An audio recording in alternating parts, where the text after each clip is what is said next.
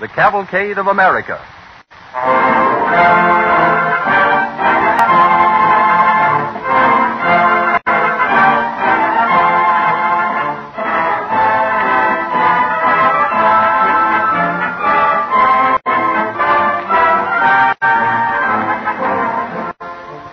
Many years ago, when Thomas Jefferson was president and everything beyond the Allegheny Mountains was a wilderness, the DuPont Company began to play its part in the establishment of chemical science in the United States.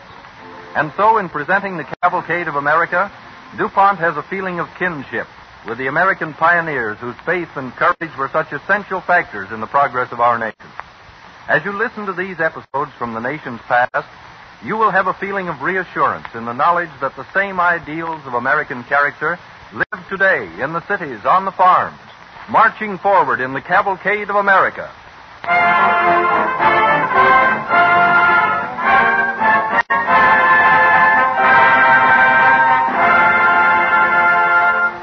Our first story this evening takes place down south in Georgia in the year 1842.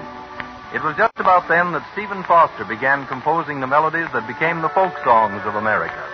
Our Cavalcade Orchestra will play a group of songs by Stephen Foster.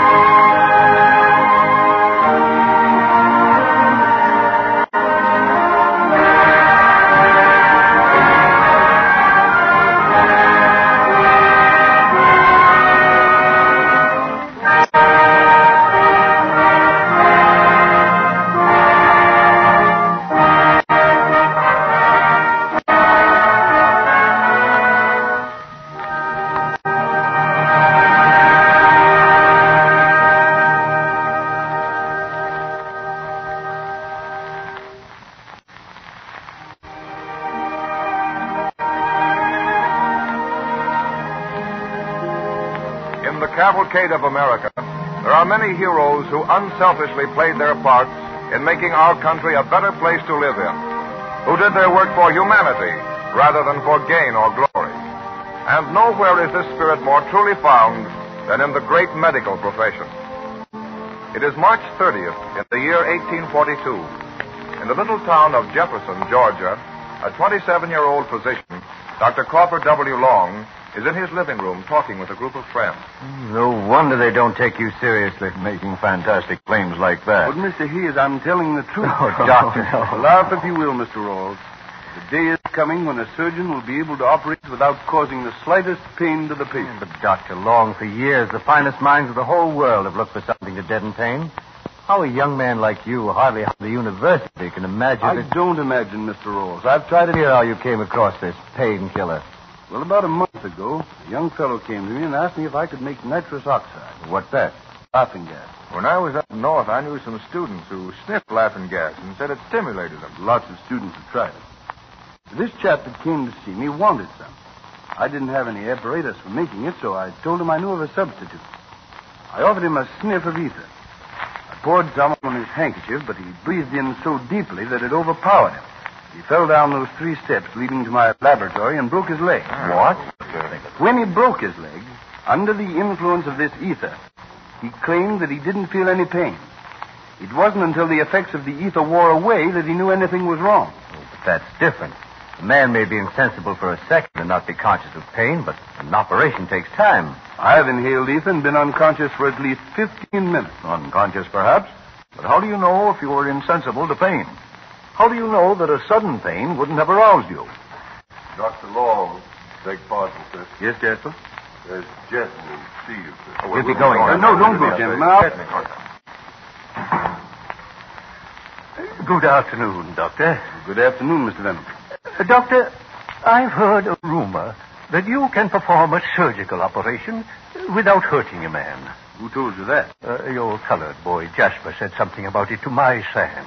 Jasper's a trifle premature in his boast. But what's the trouble, sir? I have something on my neck. Dr. Wilson says it's a tumor that ought to be removed. And as a last chance, I thought that you... Well, sit down here, Mr. Venom, and we'll have a look at it. Thank you. Yes, I think I can give you relief. Without hurting me? Are you willing to let me take a chance? Yes, I am. Would you mind if I ask some gentlemen to watch this operation? Why, I don't know. It'll be really for your own protection. They'll see that I don't try to deceive you. Oh, Mr. Thurman, Mr. Hayes, Mr. Rawls. Yes? Come here a moment, will you please? I want you to witness what may be a great achievement or a colossal failure. Oh, don't say failure, Doctor. Oh, what's this? Good evening. Afternoon, Venable. Good afternoon, Rawls. What is this young optimist proposing to do now? He says he can remove this tumor from my neck without my feeling it. What? Doctor, This this is is too much, Doctor. It's all right to theorize. You wanted proof. I Yes, but know, let but me, man- gentlemen, please. This is between Mr. Venable and myself. Now, if you just lean back, Mr. Venable. Relax. I know. You've called these gentlemen in to hold me down. No, I promise But, you that Doctor... You'll have to trust me, Mr. Venable. Yes, I will. I'll just put this paper cone over your mouth. So what are you going to do? Doctor, what is in that bottle? Medical term is sulfuric ether. I'm going to pour it into the cone. Relax now, Mr. Venable. Take a long breath. Take a long breath. Take a long breath. Take a long breath. Take a long breath.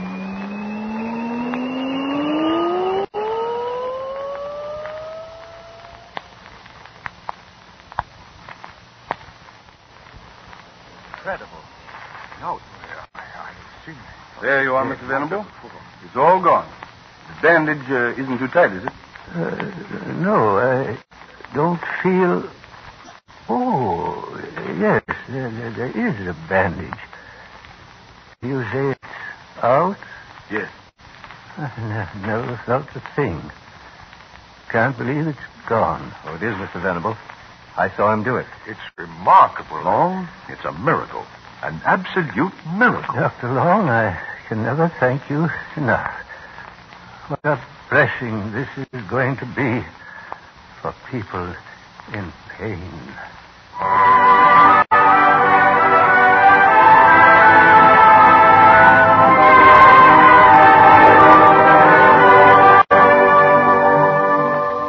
In the presence of his three friends, Dr. Crawford W. Long performed the first operation with ether as an anesthetic.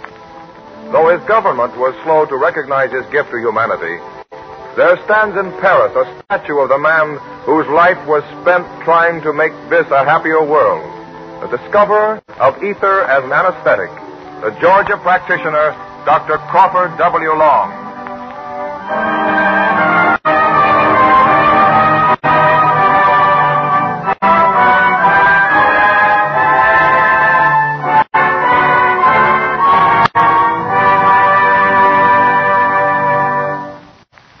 Second story in this tribute to medical science takes place at the time of the building of the Panama Canal in 1904.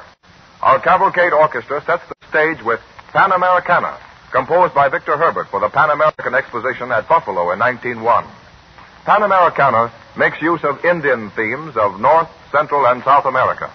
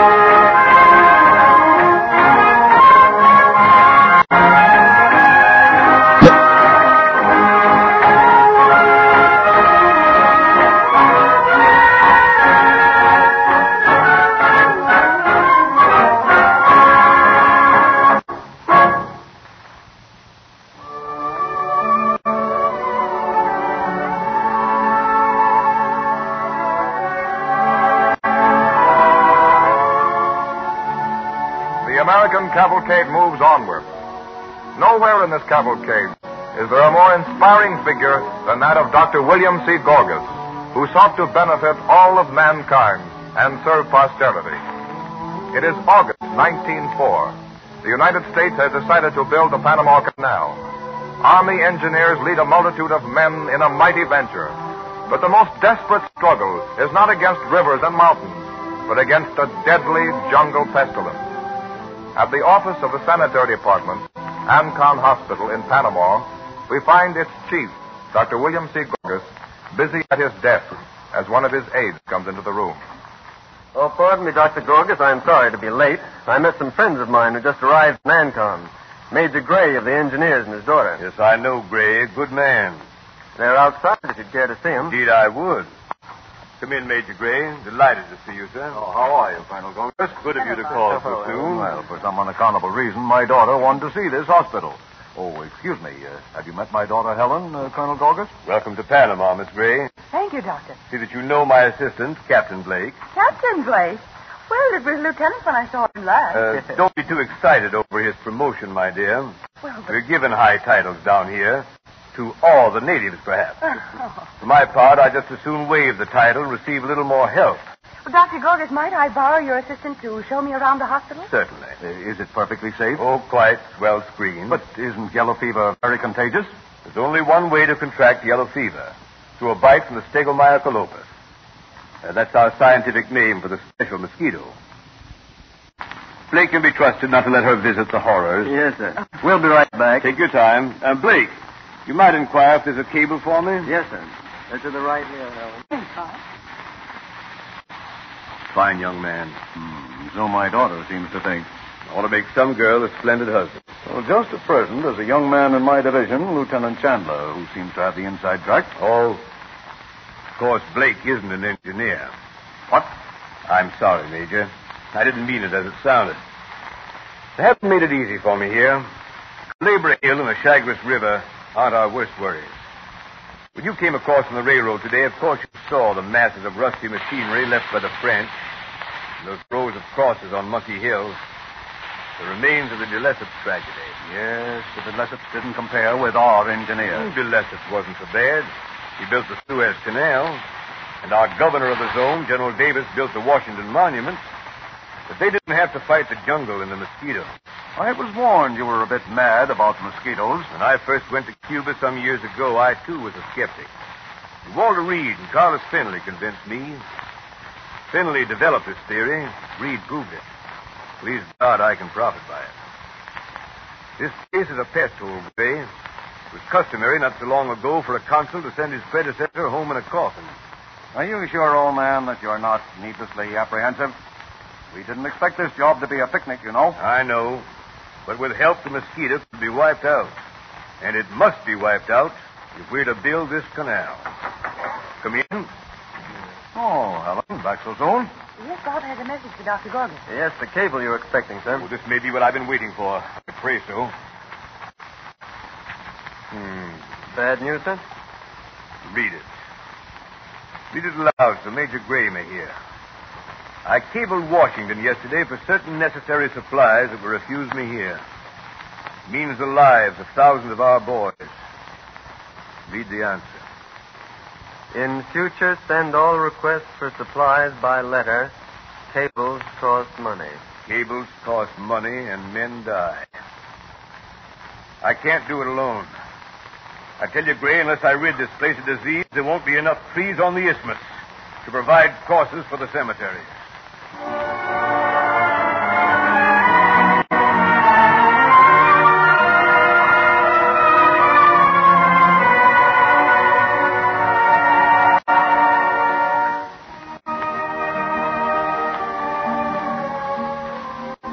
Some time later, Major Gray and his daughter are situated at Empire, a government settlement above Calabria Hill, where the big cut is being made. And Bob Blake often finds his duties leading him in that direction. Oh, Captain Blake, are you here personally today or officially? What makes you ask? Well, it makes a difference in my attitude. I rather like you personally. Thank you. But officially, you're a great deal of trouble. You see, the last time you were here, you men put oil in my watering cans, and when I watered my flowers... Water breeds mosquitoes, Ellen. You can't always see the larvae, but oil kills them. Yes, and oil kills my flowers. You know, there's a fine of $10 for anyone who leaves any water standing in the open. Oh, well, my father's an official of the canal, so that doesn't apply to me. They fined the president of Panama last week. They're even oiling the holy water font from the cathedral. We're getting better cooperation from the Panamanians than we are from our own government. Oh, Bob, you're so solemn about it. Well, you've never seen a man die of yellowjack, Ellen. Oh, that's all over. Why, look at us here in Empire, a settlement built by the Army. Why, it's clean. It's sanitary. There's no yellowjack here. You might give our oil sprays some credit.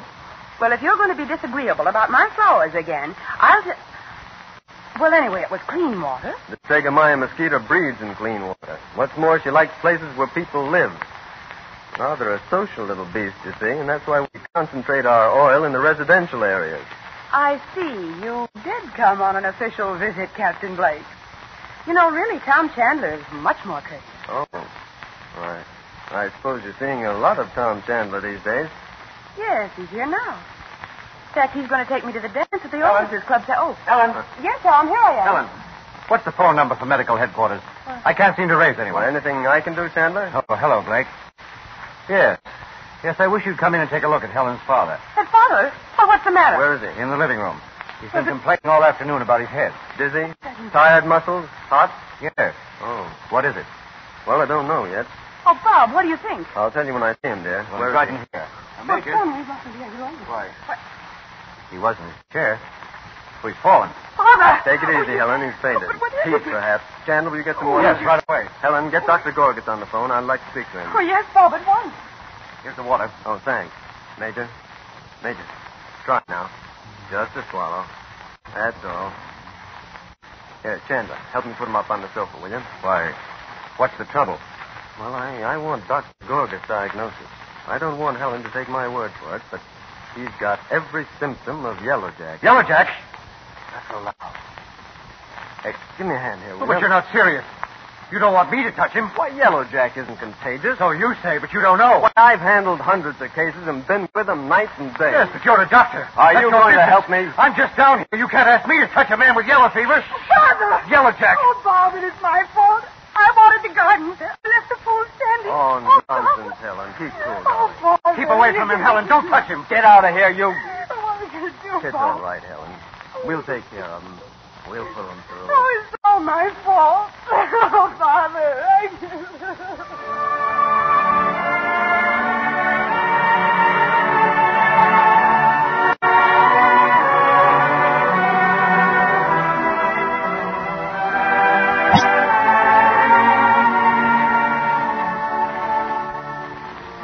Weeks and weeks of devoted care and medical skill finally pulled Major Gray through the terrible illness.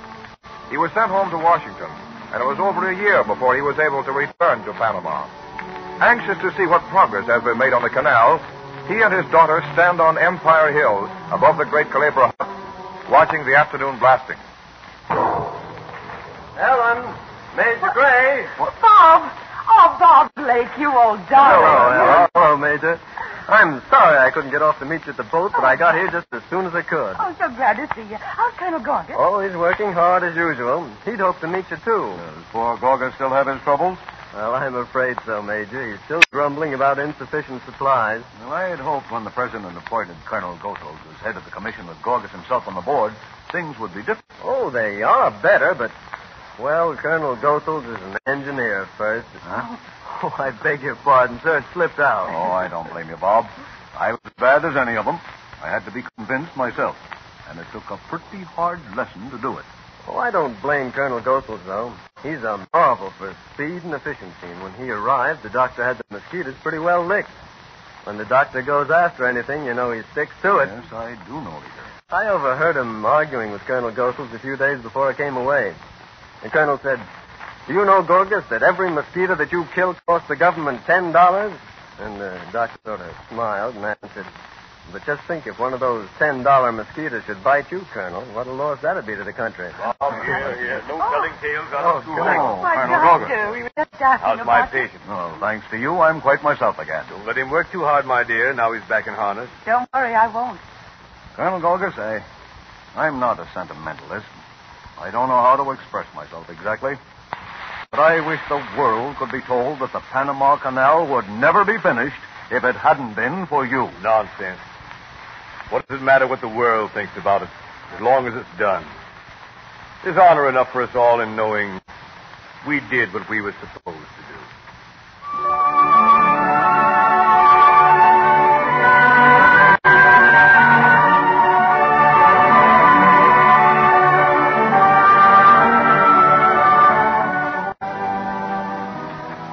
The Panama Canal was formally opened in 1915. Its speedy completion due largely to the perseverance of the man who fought and conquered a deadly germ. Gorgas' fame spread to other countries. He was offered a post by the British government, where he again waged a winning fight against disease. It is July 1920.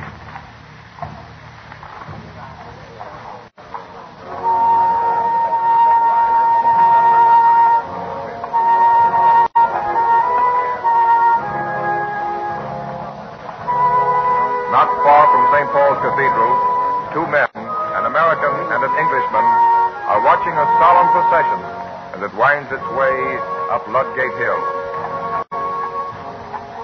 There's always something impressive about one of your military funerals. Must be someone of importance. Rather.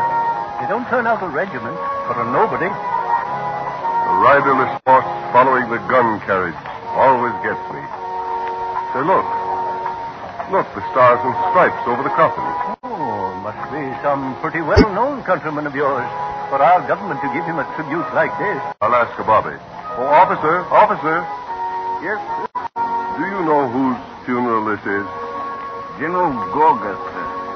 Formerly Surgeon General of the United States Army. Oh, yes. After he retired, he helped us clean up South Africa. The king offered him a title. Of course he refused. He did, sir. But he can't stop us giving him a funeral in St. Paul's alongside Wellington and Nelson. They'll take him back home to America? See me right enough, sir. But he don't belong to you alone. He was a soldier of the world. The highest kind of doctor. He belongs to us all.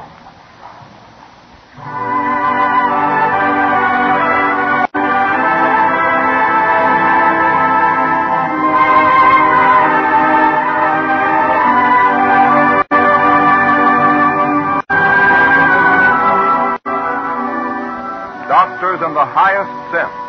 Men who, through self-sacrifice and devotion to ideals, dedicated their lives so that the world might know greater happiness. Through these two unselfish doctors, Crawford Long and William Gorgas, who were glorious examples of their profession, we salute the great medical fraternity, ever in the vanguard of the Cavalcade of America.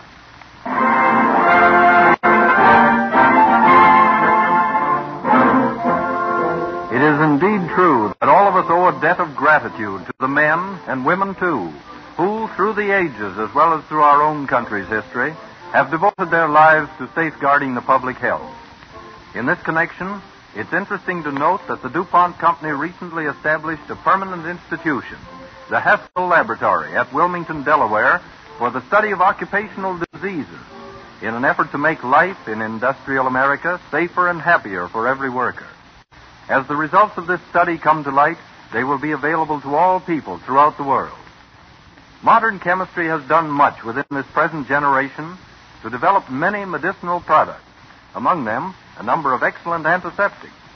Starting with salt, the chemist makes sodium perborate, widely used in diseases of the mouth. Out of chemical processes that start with sulfur, air, and water, there comes hydrogen peroxide, an antiseptic familiar to everyone. The chemistry of zinc produces a new antiseptic, zinc peroxide. In working with coal tar, the chemist makes phenol, which you may know by its more common name, carbolic acid. And from cotton, the chemist derives that most important diagnostic aid, X-ray film. DuPont is one of the leading chemical companies making these products, which are eventually used by people throughout the land to protect human life.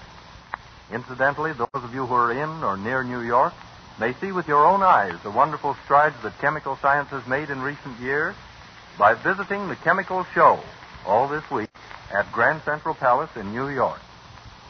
The interesting exhibits there will give you a mighty good idea of the importance of chemical research, so well expressed by the watchword of DuPont chemists, better things for better living through chemistry.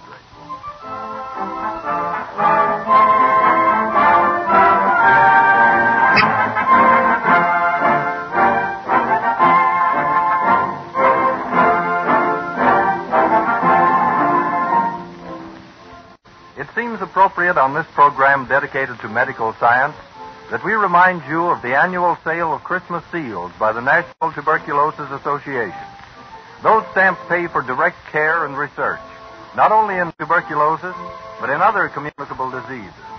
This splendid work should be supported by everyone. So remember, buy Christmas seals.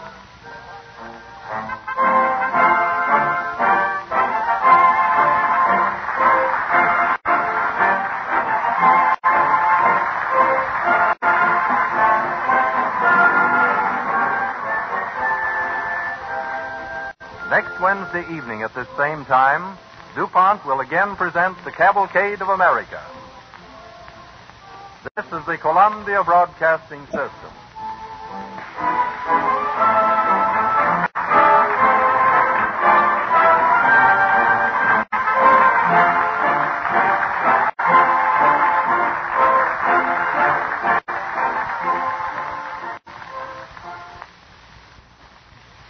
WABC, New York.